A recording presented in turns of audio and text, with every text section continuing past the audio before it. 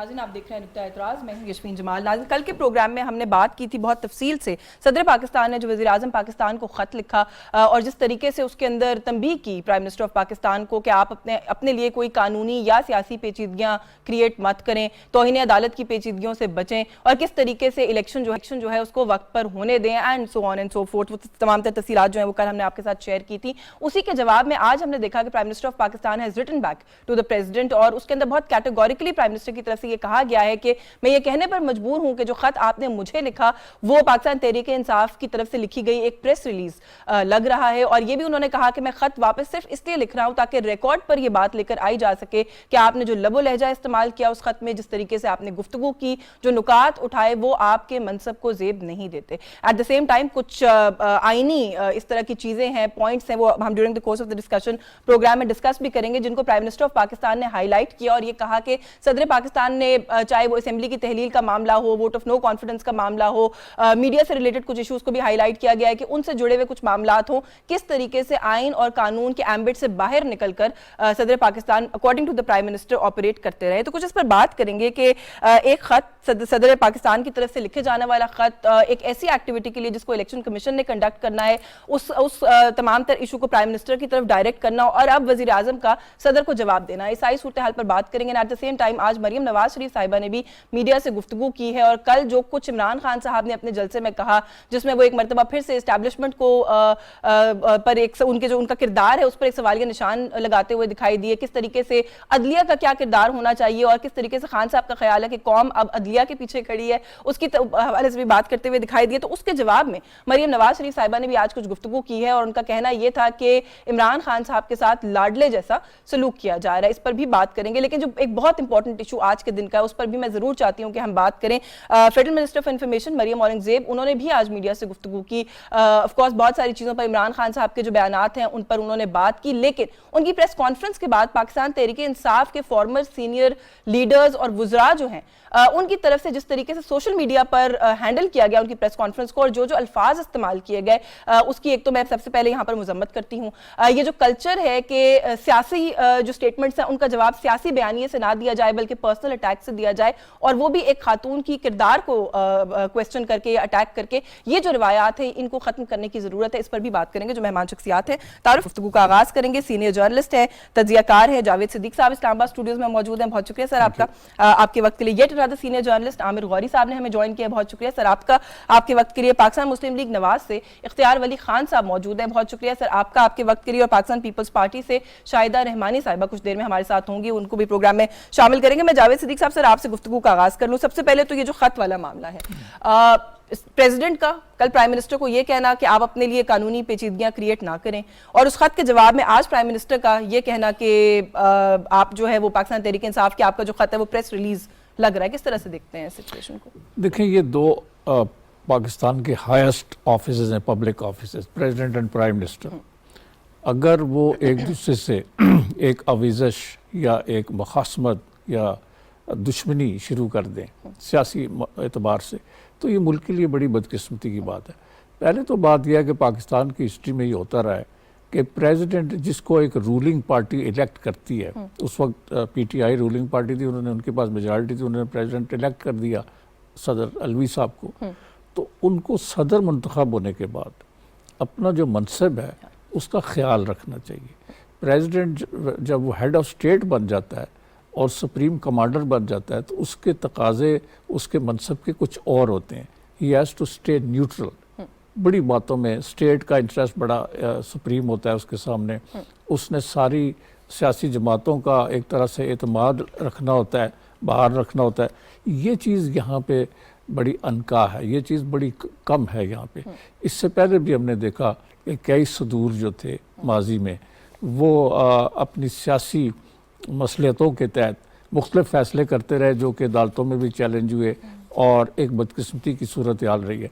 तो अलवी साहब ने जो ख़त लिखा है उसके बारे में उमूमी राय ये है कि उन्होंने एक तरह से पीटीआई की नुमाइंदगी की है, क्योंकि वो उस ऑफिस की जो डेकोरम है, उस ऑफिस का जो तकाजा है उसको पूरा नहीं कर पाए और वो एक अरसे से ये कर रहे हैं। मसलन उन्होंने इलेक्शन करवाने के हवाले से भी एक ख़त लिखा और कहा कि ये डेट्स हैं जो इलेक्शंस की हैं, उस पर भी एक कानूनी हलकों में बहस चल रही है।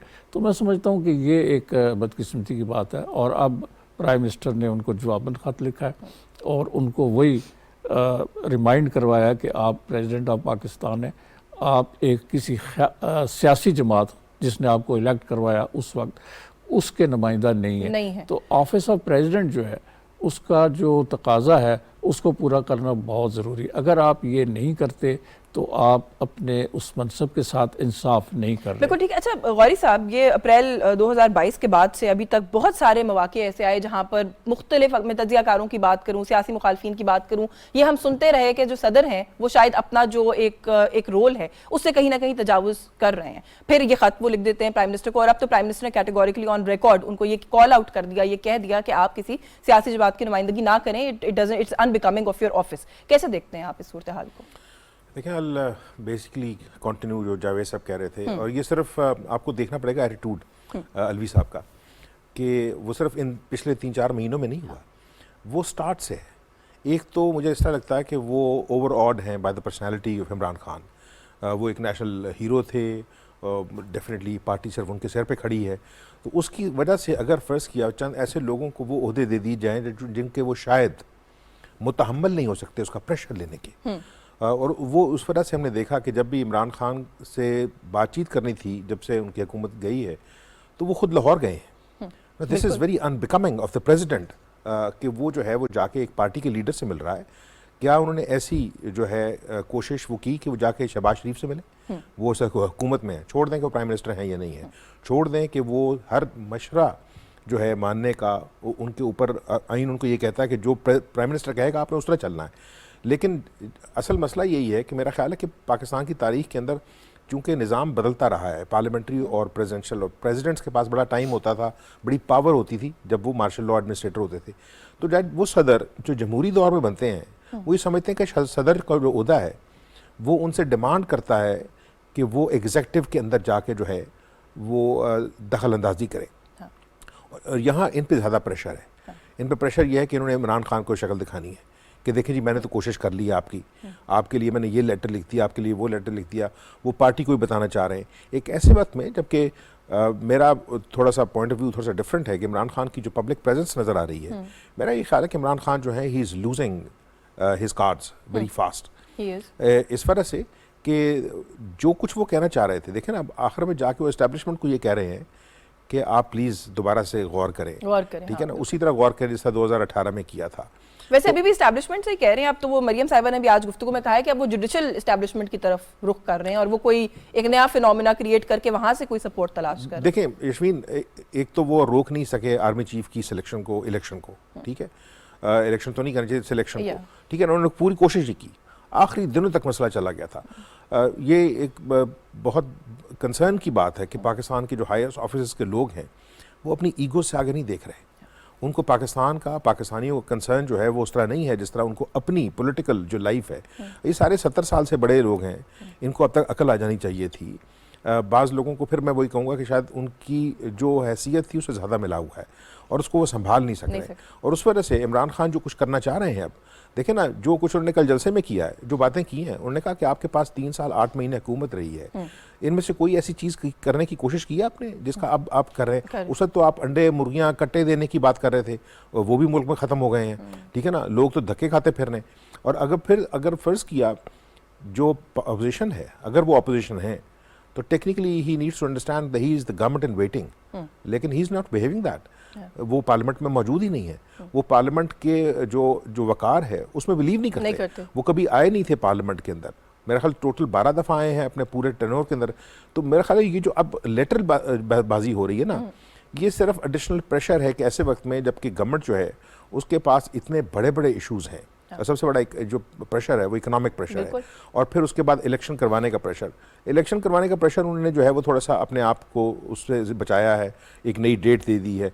और मेरा ख्याल है कि वो तो लास्ट बात कि जो प्रेशर इमरान खान डालना चाह रहे हैं ना, कि जो आर्मी चीफ की सिलेक्शन तो रोक नहीं सके, वो ये चाहते हैं कि जो सुप्रीम कोर्ट में चेंज आनी है उससे पहले कोई बड़ा जो है ना, मैं पंजाबी का लफ्ज़ इस्तेमाल करूँगा, कि कोई कड़मास मच जाए, ठीक है ना, ताकि अगर फर्ज के पूरा सिस्टम ही लपेटा जाए तो कोई बात नहीं। कोई बात नहीं। अच्छा, इस पे बात करते हैं। एक तो जो कल जो जलसे में उन्होंने गुफ्तगू की उस पर भी आप लोगों से राय लेती हूँ। जरा इख्तियार वली साहब को इसी इशू पर गुफ्तगू में शामिल कर ले पहले कि सर, दो बड़े highest offices in the country, अगर इस तरह का एक्सचेंज होगा तो इसका एक इंप्रेशन भी होता है ना, एक आम आदमी के लिए भी इंप्रेशन होता है, एक इंटरनेशनली भी एक इमेज होता है। उस पर सर क्या इसका इम्पैक्ट होगा? क्योंकि जो सदर पाकिस्तान ने खत लिखा वो मैंने अपने इब्तिदाई में भी कहा कि उसको लेकर तो पहले ही बहुत बात हो रही थी कि उनको नहीं करना चाहिए था, लेकिन अब जो रिबटल आया उससे ऐसा लगता है कि कोई क्लैश है।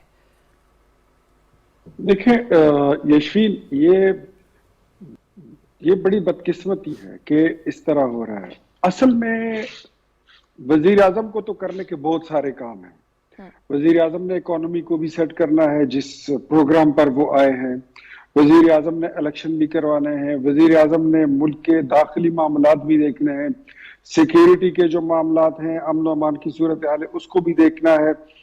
जमहूरियत को भी संभालना है। सारी चीजों से बच बचा के लगी हुई आग में उन्होंने खुद को भी निकालना है, गाड़ी को भी निकालना है और कौम को भी बचाना है।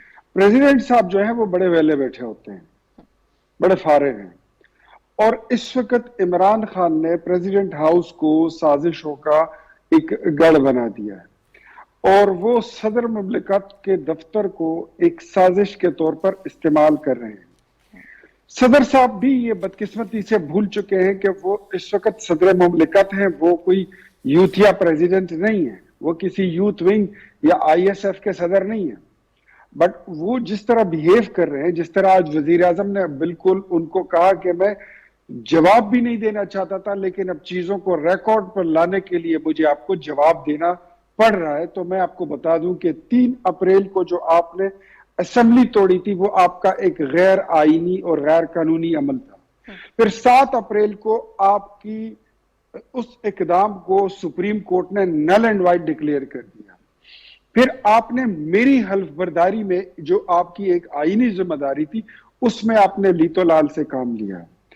तो ये तमाम चीजें आपको उस वक्त दस्तूर और आईन याद नहीं आती, लेकिन जब आप अगर हम ये देखें माजी में जर्नलिस्टों के साथ इमरान खान के दौरे हुकूमत में जो हुआ, नैब को जिस तरह अपने खिलाफ, अपने मुखालिफिन के खिलाफ पॉलिटिकली उसको इस्तेमाल किया गया as a tool, as a political tool, और फिर जब उस पे आपकी खामोशी या आपका जो किरदार है, तो ऑनरेबल प्रेसिडेंट साहब, सदर मुमलिकत साहब, माजरत के साथ वो बड़ा घिनौना है, वो उसको उसकी हम तारीफ नहीं कर सकते।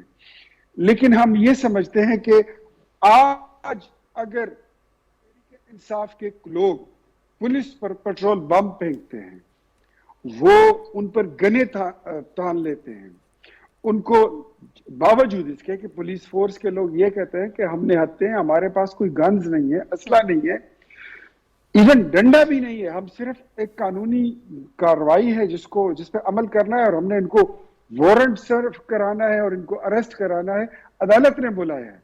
तो आप कानून के आगे सर तस्लीम खम होने की बजाय तहरीक इंसाफ की जमात पूरी मुल्क की रियासत पर, रियासती इदारों पर, पुलिस पर चढ़ दौड़ती है, तो आप उनकी तरफदारी करने लगे हैं। बिल्कुल जी, रात को जो लाहौर का जलसा हुआ है उस पर मेरा कमेंट इतना ही है कि मेरे ख्याल में बंदों से बत्तियां ज्यादा थी। वो तो कह रहे हैं बड़ा कामयाब पावर शो, बल्कि पाकिस्तान तहरीक इंसाफ की तरफ से तो ये बयानात सामने आ रहे हैं कि जो केयर टेकर हुकूमत है उसने क्रैक डाउन किया, उसने रोकने की हर मुमकिन कोशिश की, रास्ते बंद किए। वो कहते हैं फिर भी इतने कारकुनान आए हैं, वो तो खैर वो कहते हैं पूरे 22 करोड़ अवाम जो है वहां पर मौजूद थे।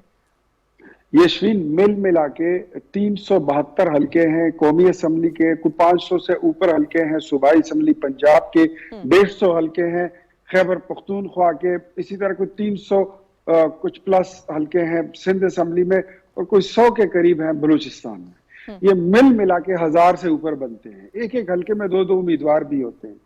अब पूरे पाकिस्तान से आपने हर टिकट होल्डर और इलेक्शन लड़ने के ख्वाहिशमंद को ये कह दिया कि आपने बंदे लाने हैं, आप 100 लाओगे, आप 200 लाओगे। तो जितनी तहरीक इंसाफ रात को मैंने देखी है लाहौर में मीनार पाकिस्तान के एक कॉर्नर में, ये कोई मीनार पाकिस्तान के इर्द गिर्द जलसा नहीं था, ये कोई पूरे मीनार पाकिस्तान के पंडाल में चारों अतराफ में कोई जलसा नहीं था, ये एक कॉर्नर में जलसा था। ठीक है। और पूरे पाकिस्तान से जितनी पीटीआई थी वो आपने देखा कि मीनारे पाकिस्तान के एक कोने में वो चले इस पे बात समा करते गई और हैं, इतनी पावर रह शो गई, कैसा था और इससे वहां जो ज्यादा नहीं गुफ्तगू है। हुई, दोनों पर बात करते। जावेद सिद्दीकी साहब, कोने पर जलसा था, कैसा पावर शो था, एक तो कर दे। दूसरा, खान साहब का ये कहना कि कौम अदलिया के साथ खड़ी है और एस्टैब्लिशमेंट नहीं चाहती कि मैं वापस इख्तिदार में आऊं, उसकी थोड़ी डाइसेक्शन कर दीजिए अगर हमारे व्यूअर्स के लिए, कि वो क्या इस्टेब्लिश करना चाह रहे हैं इस तरह की बातें करके। देखें, इमरान खान जब से पावर से बाहर निकले, सिंस इज आउटस्टर फ्रॉम पावर, वो अपनी जो डायरेक्शन है उसको मुतय्यन नहीं कर सके। Is directionless. मतलब वो देखें ना, वो अपना स्टांस बदलते रहे हैं। उन्होंने पहले कहा कि अमेरिका ने इंजीनियर किए मेरा आउटस्टर फ्रॉम पावर, उन्होंने मुझे निकलवाया, और वो जो उस अमेरिकन था डिप्लोमेट, उसको पिन पॉइंट करते रहे, उस पर उंगली उठाते रहे कि वो रिस्पॉन्सिबल है। हाँ। फिर उन्होंने उससे यू टर्न लिया, जैसे वो मशहूर है यू टर्न खान, उन्होंने यू टर्न लिया कि अमेरिका उसमें नहीं था। और अब तो देखें, लॉबिंग फर्म जो हैं वो हायर की जा रही हैं कि अमेरिकन को पैसिफाई किया जाए या उनसे कल्टीवेट किया जाए, अच्छे रिलेशंस बनाए जाएं। तो उस वक्त से लेके इज़ वेरी डेस्परेट। और ये सारी बातें ये इंडिकेट करती हैं कि वो डेस्परेट है, बहुत ज़्यादा, बहुत मायूस हैं, बहुत ज़्यादा झुंझलाहट का शिकार हैं कि मुझसे ये इक़्तिदार क्यों लिया गया। चूँकि वो जिस तरह आए थे, मिलिट्री उनको लेके आई थी, पाकिस्तान की फ़ौज, और उन्होंने उनको इक़्तिदार से महरूम कर दिया एक तरह से। तो वो ये समझते हैं कि ये कैसे हुआ कि मुझे उन्होंने डिच कर दिया, मुझे वो निकाल मुस्तकबिल दिया। को लेकर भी ना अब झुंझलाए हुए दिखाई और देते हैं। उनका ये झुंझलाहट कहना है कि ये चाहते हैं कि मेरे उनको- हाथ बांध कर हमें उनका- इंतखाब में हाँ, लेके जाया जाए। उनका रास्ता जो है ना, इक़्तिदार में वापसी के लिए रास्ता बहुत तवील और कठिन है। मेरा नहीं ख्याल कि वो आसानी से आ सकते हैं। तो उनको वो रोज़ अपनी स्ट्रेटजी बदलते हैं, रोड मैप बदलते हैं। वो हर रोज़ कहते हैं कि मैं नया रोड मैप दूंगा, मेरी नई हिकमत अमली सामने आने वाली है। वो नई हिकमत अमली और रोड मैप यही है कि how to come back to power. लेकिन ये बहुत ही मुश्किल है। पाकिस्तान की हिस्ट्री में ये रहा है कि जो रूलर्स, जो प्राइम मिनिस्टर्स निकले बारिंग ए फ्यू, वो कभी वापस नहीं आए पावर में। सो मैं समझता हूँ कि ये उनके लिए बड़ी मुश्किल है, और उन्होंने अपनी मुश्किलात खुद पैदा की हैं। कोई कंसिस्टेंट पॉलिसी नहीं थी। उन्होंने एस्टैब्लिशमेंट को, पाकिस्तानी मिलिट्री को एक्यूज़ किया कि उन्होंने मुझे, मेरा आउस्टर उनकी वजह से हुआ, मुझे निकाला गया। फिर उन्होंने कॉन्स्पिरेसीज़ में शामिल किया अपोजिशन को, कुछ सियासतदानों को, कुछ और लोगों को। तो अभी भी जो उनका कल का जलसा था और कल जो उन्होंने तकरीर की है, उन्होंने फिर एक दफ़ा से कहा है कि जी जो एस्टैब्लिशमेंट है वो ये करे और वो करे और वो करे। और फिर वो चीफ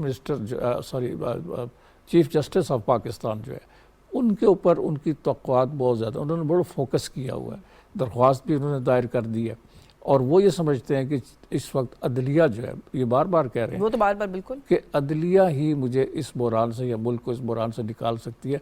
तो अब उनकी होप्स जो हैं वो पिंड हैं उस तरफ। So you agree with what Maryam Nawaz has said, because वो कह रही हैं कि ये अब कोई जुडिशियल एस्टैब्लिशमेंट का फिनोमेना क्रिएट करके ठीक उसकी है। तरफ देख रहे हैं। देखे ना, उनको एक सहारा चाहिए। मैं नहीं समझता कि वो एक पॉलिटिकल रास्ते से, एक लोगों की राय से, लोगों की ताकत से और वोट की पावर से आना चाहते हैं।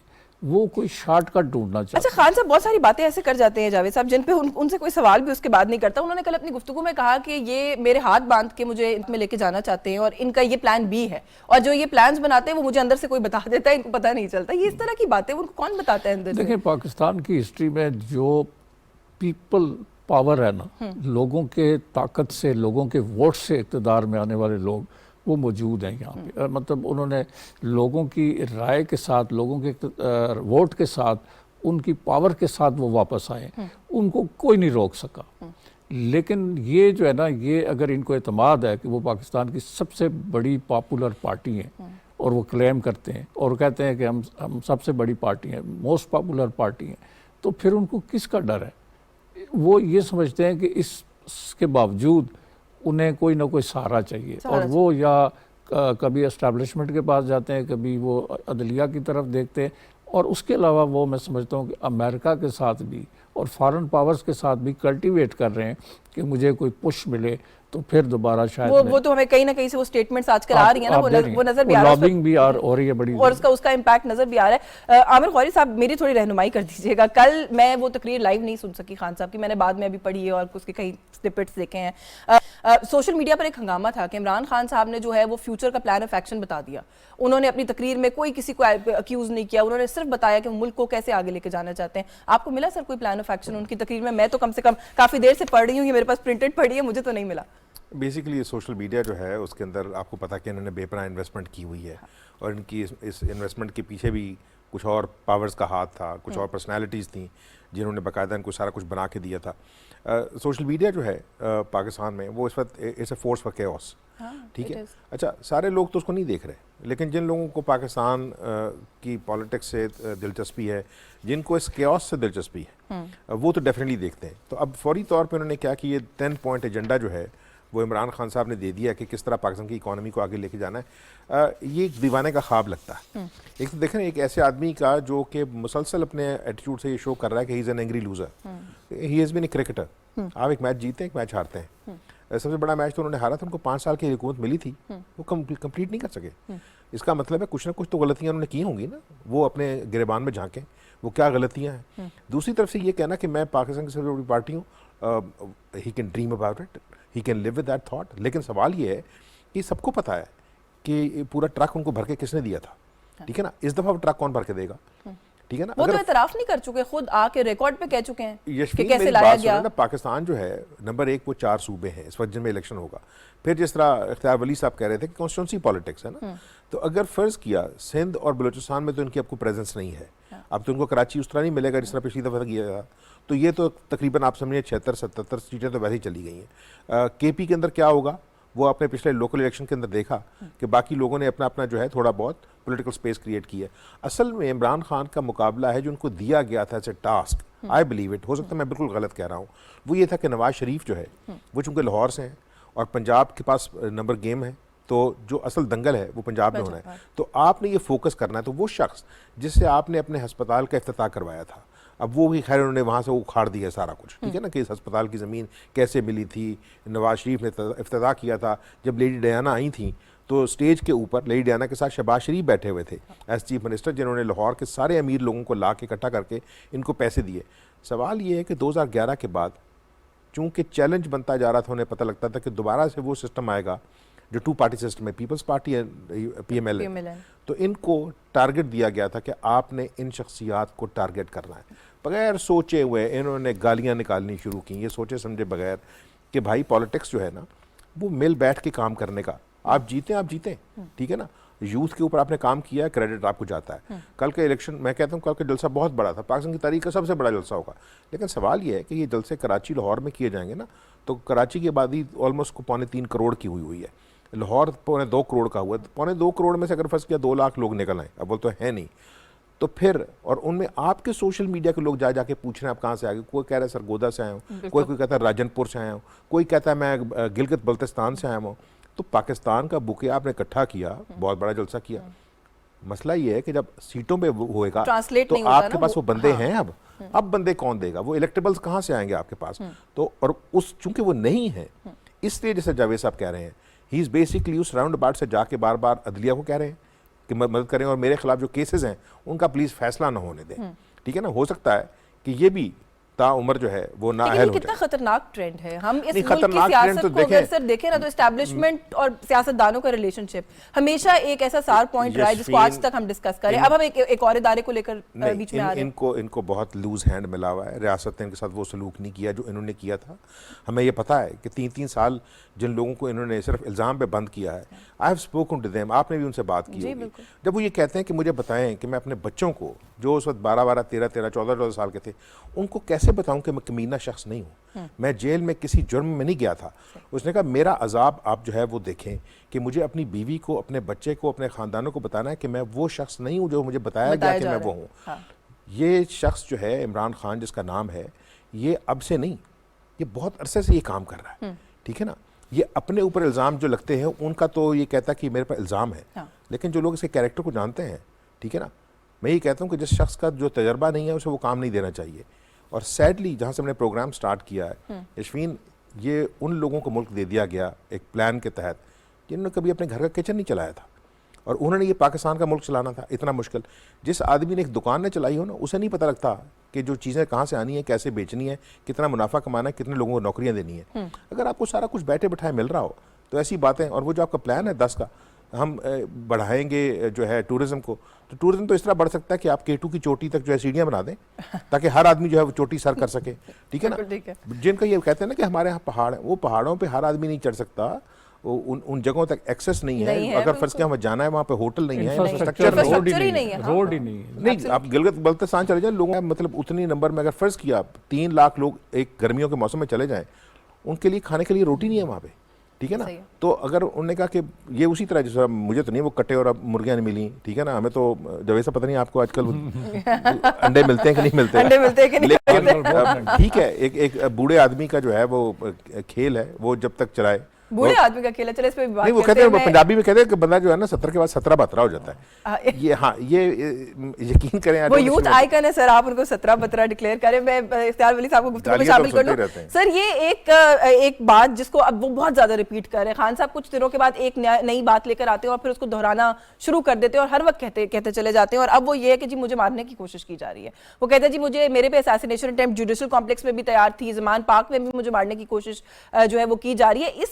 ये जो एक नया बयानिया कहा जाए या वो जो एक नया वो क्रिएट करने की कोशिश करें, इसको किस तरीके से देखते हैं? ये बहुत खतरनाक नहीं है? ऑलरेडी उन्होंने अपने कारकुनान को खासा प्रोवोक करके रखा हुआ है, इश्तियाल दिला के रखा हुआ है, और उस पर अब वो इस तरह की बातें करते हैं।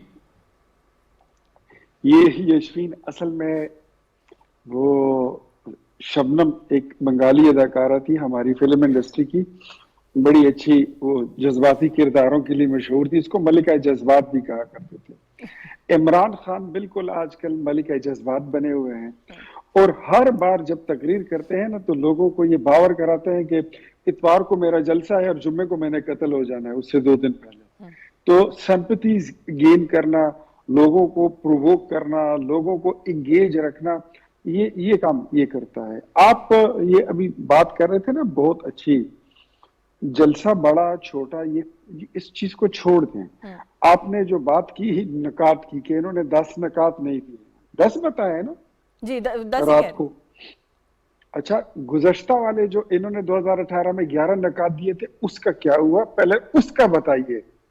हमने तो आपसे वो पूछना है, अभी तो टाइम आएगा, इलेक्शन जब अक्टूबर में आएंगे तो 50 लाख घर को पूछेंगे, 1 करोड़ नौकरियों का पूछेंगे, इनकलाब का पूछेंगे, मदीने की रियासत का पूछेंगे, डबल स्टैंडर्ड ऑफ एजुकेशन आपने खत्म करना था उसका पूछेंगे, डबल स्टैंडर्ड ऑफ जस्टिस आपने खत्म करना था उसका पूछेंगे, आपने लूटी हुई दौलत वापस लानी थी, उसमें कितना लाए हैं, वो जो 200 अरब डॉलर लाने थे, 100 आपने स्टेट बैंक के मुंह पे मारने थे और 100 आपने अमेरिका के मुंह पे मारने थे, वो कहाँ गए, वो आप कहाँ, वो पैसे जो है उसमें कितना कामयाब, आपने आफिया से दीकी को लाना था। आपने तो बहुत बड़े बड़े दावे किए थे कि मैं साइकिल पर बैठकर वजीर आजम हाउस जाऊंगा, मैं प्रोटोकॉल नहीं लूंगा, गवर्नर हाउस को मैं बुलडोज कर दूंगा।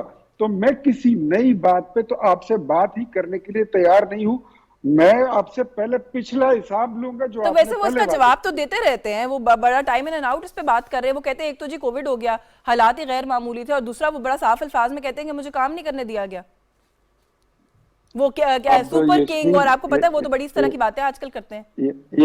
यशवीन देखे, ये मेरे ख्याल में 3.25 साल जो ये राग अलापते रहे कि हमारी और जनरल बाजवा की और आर्मी एस्टेब्लिश की, रोज ये थकते नहीं थे, सुबह दोपहर शाम 3 प्रेस कॉन्फ्रेंसेस में इनके वजीर कहते थे कि फौज, अदलिया और हुकूमत हम सब एक पेज पर हैं, हम सब एक हैं।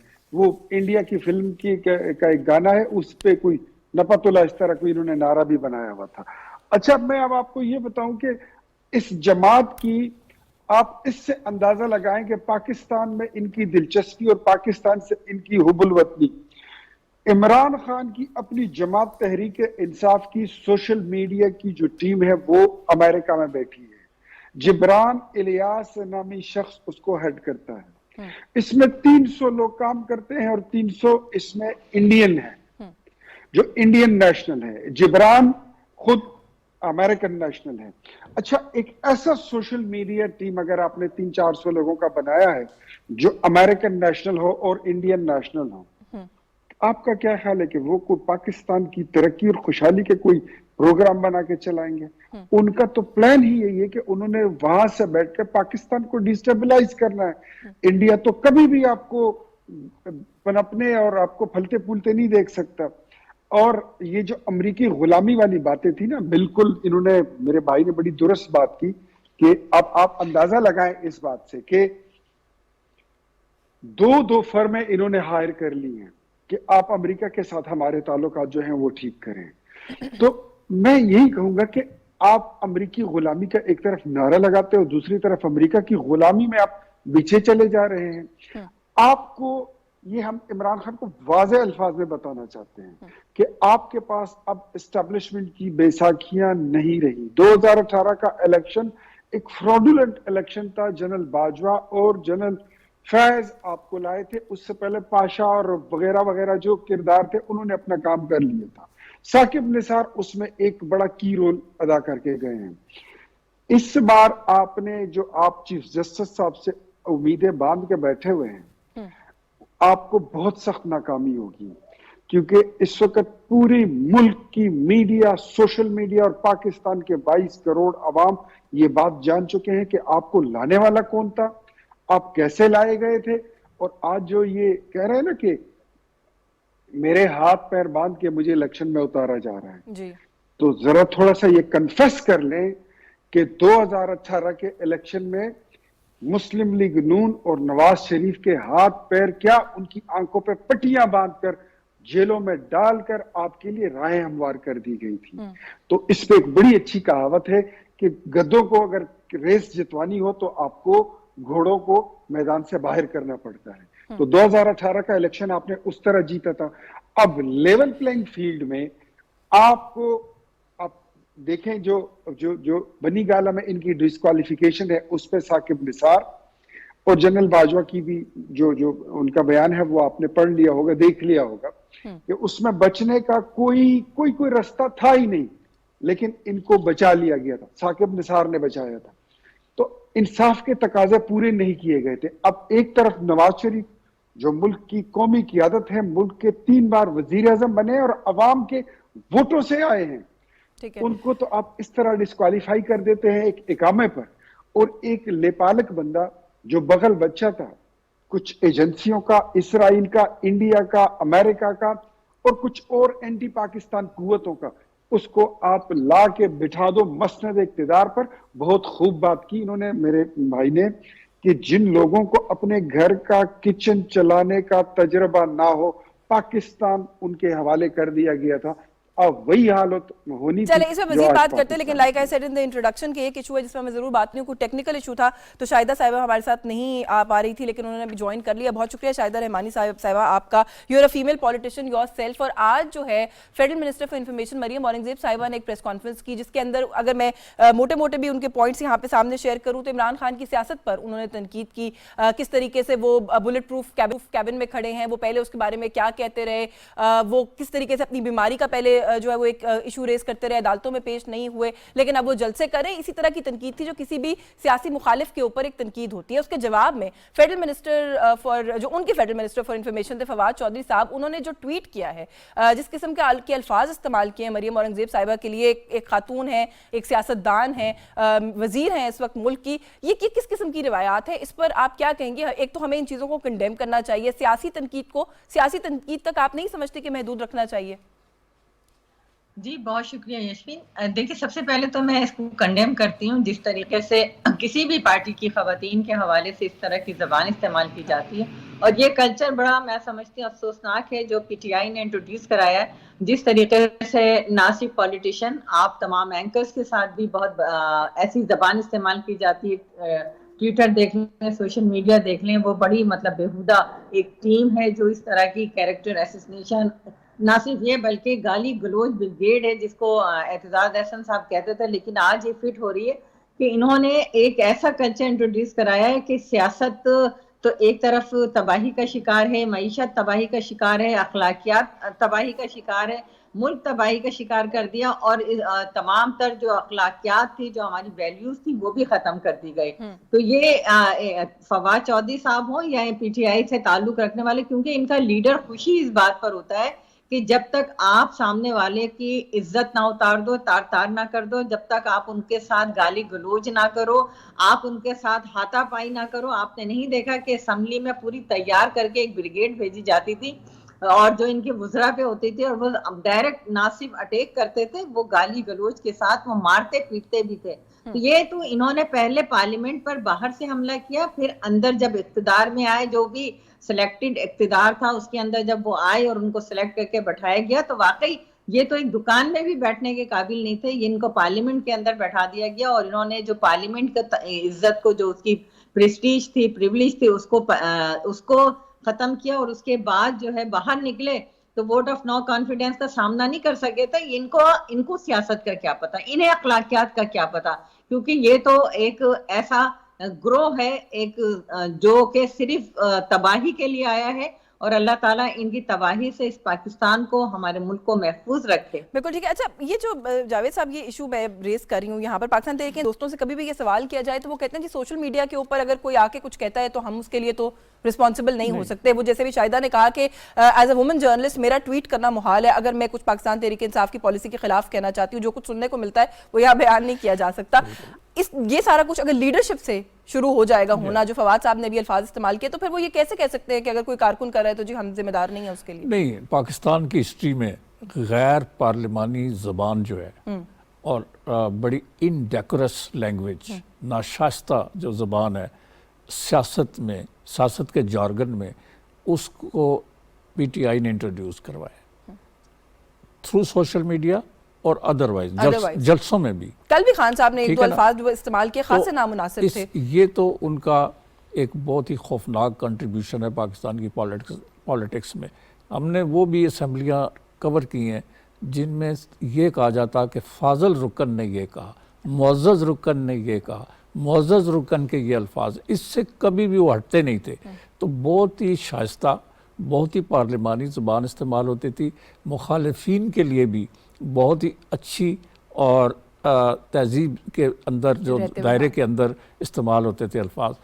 इन्होंने आके इस सारा माहौल जो है तब्दील कर दिया। इसमें सोशल मीडिया का भी कसूर ज़रूर है, लेकिन अगर वो चाहते कि उनके जो सोशल मीडिया हैंडलर्स हैं उनको कह देते कि भाई इस सतह से नीचे नहीं जाना। ख़वातीन के बारे में, मुखालिफिन के ऊपर जो आप हमले करते हैं, उनकी ट्रोलिंग करते हैं और उनके ऊपर जो तनकीद करते हैं, उसमें आप थोड़ा सा एक लाइन ड्रॉ करें, शाइस्ती का दामन न छोड़ें, क्योंकि ये चीज़ जो है उसके अब वो खुद शिकार भी हो सकते हैं और हो भी रहे हैं। तो मैं समझता हूँ कि ये उन्होंने ये बड़ी खौफनाक चीज़ के और ये इन्होंने इसका रुझान इन्होंने पैदा किया है। और ये पाकिस्तान की जो पॉलिटिक्स है उसमें जो ये ज़बान अब इस्तेमाल होने लगी है और बराह रास्त हमले होते हैं, जिसमें ख़वातीन भी शामिल हैं, जिसमें बुज़ुर्ग भी शामिल है, जिसमें हर तबका शामिल है, तो ये इन्होंने बड़ा जुल्म किया। मैं समझता हूँ कि इनको ये नहीं करना चाहिए था। और अब भी ये अपना तर्ज तकल्लुम या गुफ्तगू का लहजा और तर्ज तखातब, यानी किसी से आप मुखातब हैं तो किस तरह की लैंग्वेज इस्तेमाल करनी चाहिए,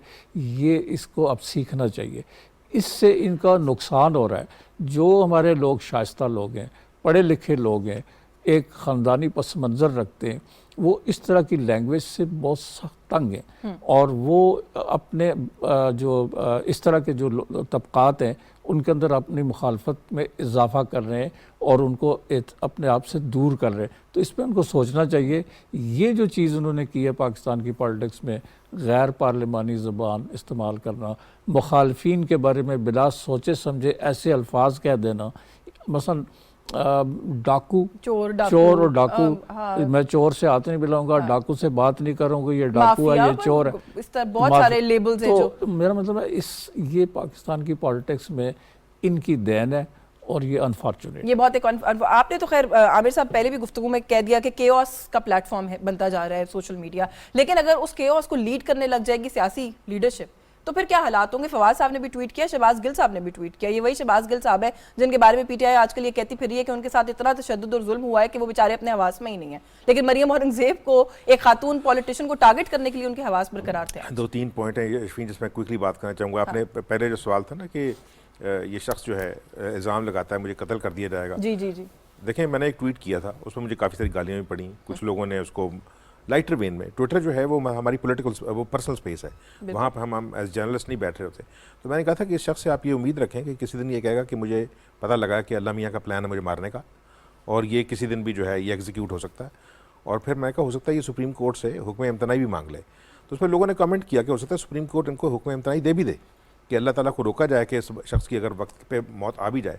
सवाल ये नहीं है, तो देखना हमने ये है कि ये शख्स जो है ना, मैं आपको अब ये आज के प्रोग्राम में आप रिकॉर्ड करके रख लें कि इस शख्स का जो इस वक्त अदलिया के बारे में पॉइंट ऑफ व्यू है, ये सितंबर के बाद नहीं होगा, नहीं होगा, बिल्कुल नहीं होगा। इस वक्त इनको अदलिया से उम्मीद नहीं है, इनको बाज़ जजों से उम्मीद है। जब वो जज चेंज होंगे, जब वो रिटायर हो जाएंगे और नए जजेस आएंगे, तो आप उसके बाद इनकी ज़ुबान देखिएगा अदलिया के बारे में क्या होती है। दूसरी चीज़ मुझे इस तरह लगता है, अगेन आई विश कि आई वाज रॉन्ग, लेकिन मैंने बहुत पहले लिखा था अखबार के अंदर कि इमरान की वाहिद अब कोशिश ये है कि पाकिस्तान की सीट पर ब्लड शेड हो, खून बहे, और उसकी सूरत में ये मामलात सारों के हाथ से निकल जाएं, और उसके बाद वो कहें कि देखें जी मैंने तो अपनी कोशिश करके देख ली, ही स्टिल ट्राइंग दैट। तो उस वजह से कम से कम 10 में से 2 नंबर तो जाते हैं पंजाब की इस वक्त जो केयर टेकर एडमिनिस्ट्रेशन है उसको, कि उन्होंने कोशिश का बावजूद चाहे जितना मर्जी बड़ा शो ऑफ फोर्स किया है, 8,000 10,000 भेज दिए सिपाही, वो काम नहीं किया, क्योंकि अगर स्टेट ने इसको उठाना होता तो उसको उठा लेती।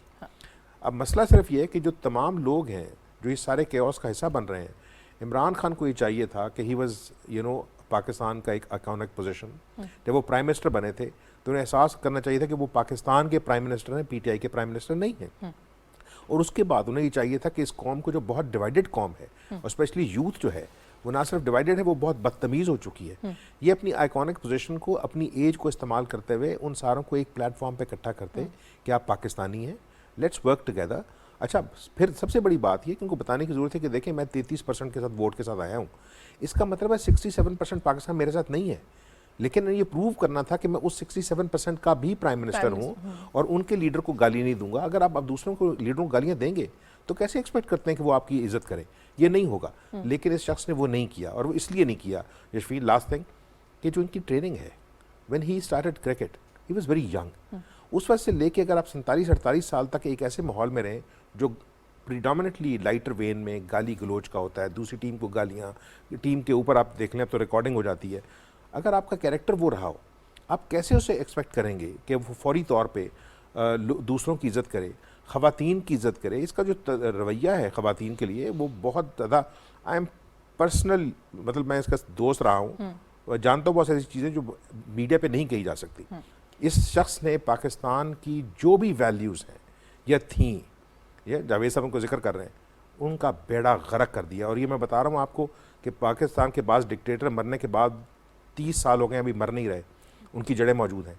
इस शख्स का जो असर है वो बहुत अरसे तक रहेगा। हो सकता है हम उसको ख़त्म होते ना देख सकें, लेकिन मुझे लगता है कि बहुत बड़ा काम होगा पाकिस्तान की सारी कौम को, यानी यूथ को, ये समझाना कि आप पाकिस्तानी हैं, you need to look forward rather than एक पर्सनैलिटी के पीछे, क्योंकि सारों को पता है कि पाकिस्तान की पॉलिटिकल पार्टीज़ नहीं बन सकी, वो पर्सनैलिटीज़ हैं, वो कल्ट हैं। और इस शख्स ने सबसे बड़ा कल्ट क्रिएट किया है, और वो लोग जो हैं कल को खुदा ना करे कि वायलेंट हो जाएं, क्योंकि फिर मामलात जो हैं वो हाथ से निकलने का डर है। अच्छा, वक्त थोड़ा सा महदूद है, मैं इख्तियार वली साहब एक चीज़ पे ज़रूर आपसे कमेंट लेना चाहती हूँ। आपने भी अपनी गुफ्तगू में कहा कि इमरान खान जो है वो किसी सियासी बैसाखी की तलाश में है, बिल्कुल उसी तरह जैसे 2018 में उनको मैसर आ गई थी कुछ बैसाखियाँ। एक तो एस्पेक्ट ये है कि खान साहब अब ये गिला कर रहे हैं कि वो बैसाखियाँ उनके पास अवेलेबल नहीं है, लेकिन खान साहब खाली ये गिला नहीं कर रहे, खान साहब ये भी अब क्लेम कर रहे हैं कि वो मेरे खिलाफ है, मेरे खिलाफ ऑपरेट किया जा रहा है। इस क्लेम को किस तरीके से देखते हैं? और वही जो बात यहाँ पर अभी हम कर रहे थे कि प्रोवोक करना अपने वर्कर को, अपने कारकुन को, तो ये भी तो इश्तियाल